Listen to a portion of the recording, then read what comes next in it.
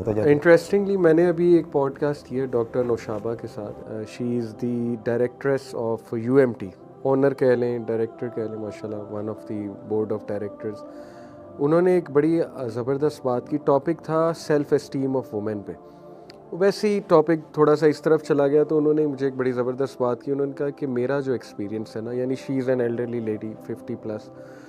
उन्होंने कहा कि मैं अपनी बच्चियों को ये कहना चाहती हूँ, लड़कियों को, कि अगर कोई लड़का आपकी बहुत ज़्यादा तारीफ़ कर रहा है ना, तो समझ लें कि ही नीड समथिंग, उसे कुछ चाहिए।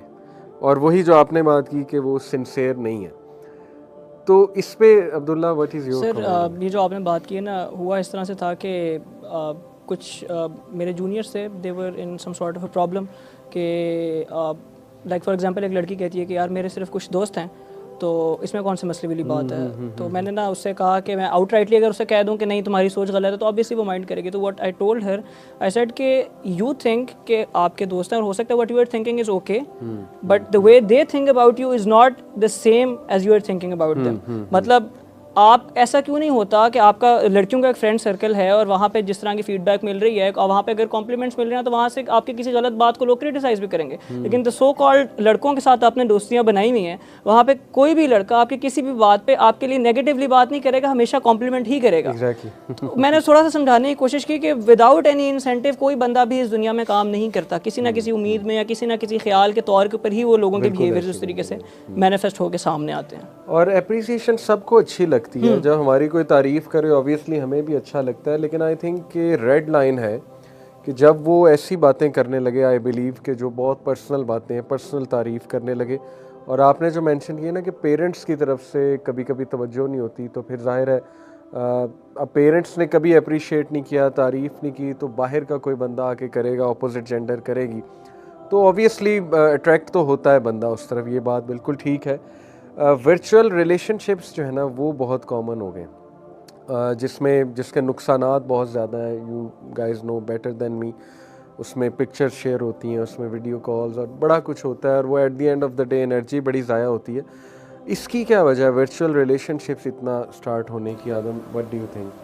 इसकी एक तो यही वजह है कि लोनलीनेस, किसी के पास कोई काम नहीं होता करने के लिए। पाकिस्तान में तो ज़्यादातर कोई काम नहीं होता, हम वेले बिज़ी हैं।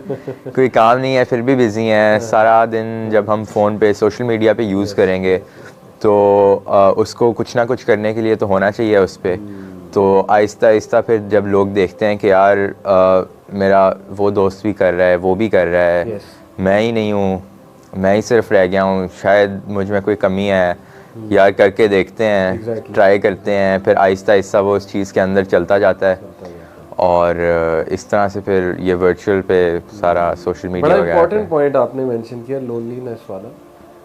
आ जाके यही वजह है। मैं भी अगर देखूँ ना, जो यंगस्टर्स मेरे पास आते हैं काउंसलिंग के लिए, तो आ जाके जब मुझे ट्रैक आउट मैं करता हूँ what is the core reason, तो वो यही होती है कि they feel they are lonely, they need someone जो उनकी बात सुन ले। और फिर ये एक नेचुरल भी चीज़ है कि ऑपोजिट जेंडर आपको ज़्यादा वो देता है, मतलब एक सिंपथी कह लें उसे, या बात सुनता है ज़्यादा। तो लेकिन जाहिर है हमें अपनी यूथ को ये समझाना है कि देखें, ये एवेन्यू अल्लाह सुब्हानहू व तआला ने नहीं ओपन की। अगर इसमें कोई खैर होती तो अल्लाह की तरफ से जाहिर है ये हलाल होती। लेकिन देर आर मैनी अहदीस, even Quranic verses which actually prove के मर्द और औरत में, लड़की और लड़के में एक इख्तलात है, यानी कि एक डिफरेंस है और एक पर्दा होना चाहिए। तो ये जो वर्चुअल रिलेशन है ना, इसका सबसे बड़ा मसला ये है कि it is so convenient and you are behind the screen, के इस पे वो हया और पर्दा ख़त्म हो जाता। ये इसका सबसे बड़ा नुकसान जो है ना मैंने देखा है। रियल में शायद उस तरह की बातें लोग ना कर सकें, या रियल में उस तरह की डिमांड्स ना कर सकें। वर्चुअल में ये है कि या ज़ाहिर है they are behind the screen, convenient बहुत है, तो so much is going on. अल्लाह माफ़ करे, हमें तो बड़ी हॉरेंडस स्टोरीज़, अब तो बहुत एक्सट्रीम पे केसेस जा चुके हैं। मतलब ऐसे ऐसे हमें लड़कियों के मैसेज आते हैं कि उसके पास मेरी पिक्चर्स हैं, मुझे डर है वो लीक ना कर दे, ये वो। So how did you get into this in the first place? ये दिस इज़ वेरी अलार्मिंग। इसमें पेरेंट्स क्या करें, बच्चे क्या करें, इंशाल्लाह हम डिस्कस करते हैं। आपने कुछ सर बेसिकली ये है कि जिस तरह अभी हम लोगों ने ये पॉइंट डिस्कस किया है ना कि आप social media basically easy access है फॉर एनीवन। बहुत से लोग शायद इस फितने से इस वजह से बच जाते थे कि उनके कम्युनिकेशन स्किल अच्छे नहीं होते। जी हाँ। तो वो चीज़ उनके लिए एक तरह से ब्लेसिंग इन डिस्गाइज थी कि वो लोग जो हैं उसके अपने लाइक बात नहीं कर सकते। तो वो अब जो है ना होता है इस तरह से कि they find social media chatting करना इज़ ईजी फॉर एवरीवन।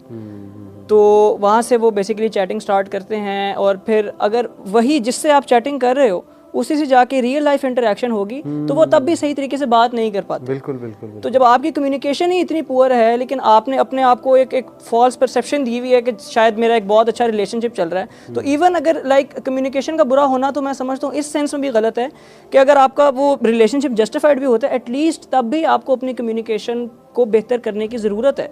तो instead of like being very hard on your self कि यार मेरे से क्यों बात नहीं की जा रही, एटलीस्ट इंसान अपने आप से तो इस चीज़ के बारे में बात करके देखे कि यार मैं जिस तरफ जा रहा हूँ ये चीज़ गलत है and I should leave that, और with the passage of time मेरे लिए इसको छोड़ना मेरे बेहतरी के लिए ही होगा। बिल्कुल सही।